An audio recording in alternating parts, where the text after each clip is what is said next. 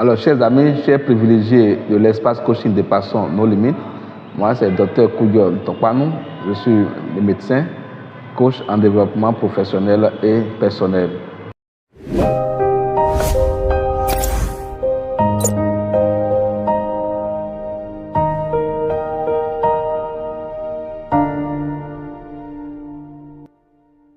Nous sommes depuis quelques jours dans une série de communications relatives à la nouvelle année.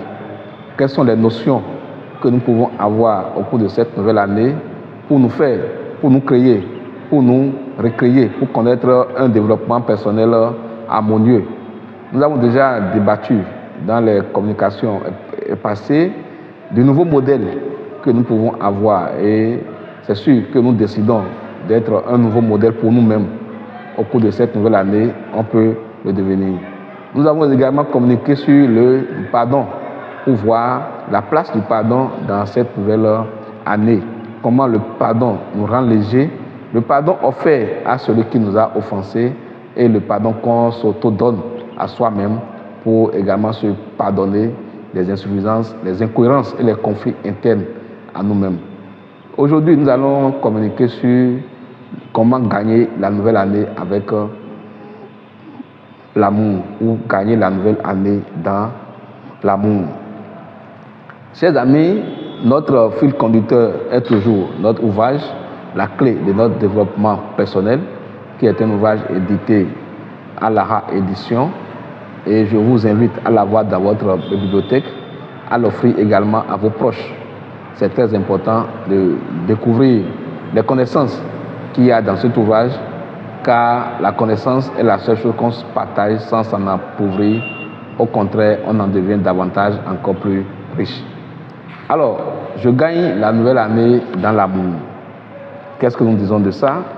Chers amis, à quoi servira-t-il à quelqu'un de gagner tout l'or du monde s'il n'a pas l'amour dans son cœur?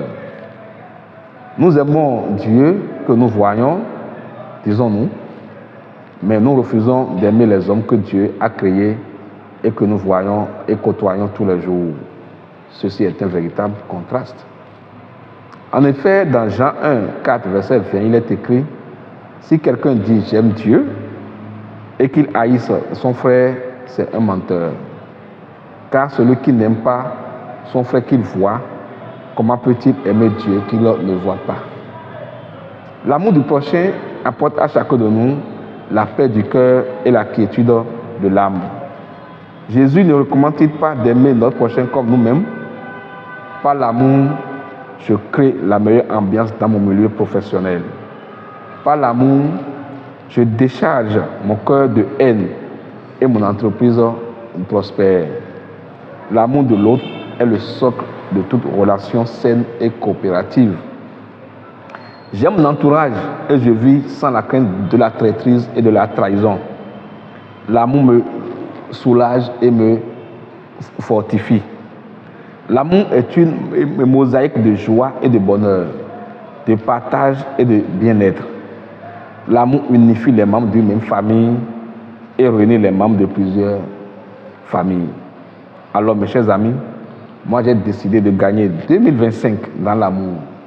Et toi, rejoins-moi alors dans la chaîne indestructible des amoureux qui gagnent 2025.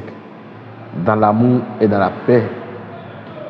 Créons l'amour autour de nous pour faire reculer la guerre de notre esprit et de la planète.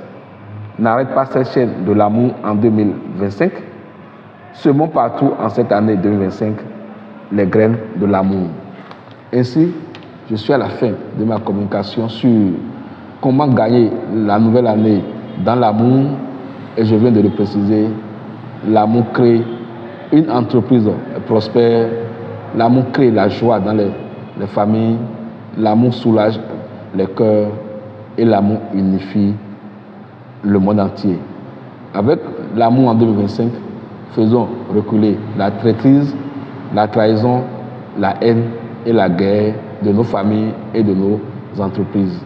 Vous avez aimé cette communication, son contenu vous a édifié, partagez-le, abonnez-vous à la chaîne si vous n'êtes pas encore abonné pour faire profiter à vos relations, à vos proches et à vos amis les connaissances que vous avez à travers l'ouvrage La clé de votre développement personnel, qu'une fois encore, je vous recommande de la voir vivement. Merci, que Dieu nous bénisse. À la semaine prochaine.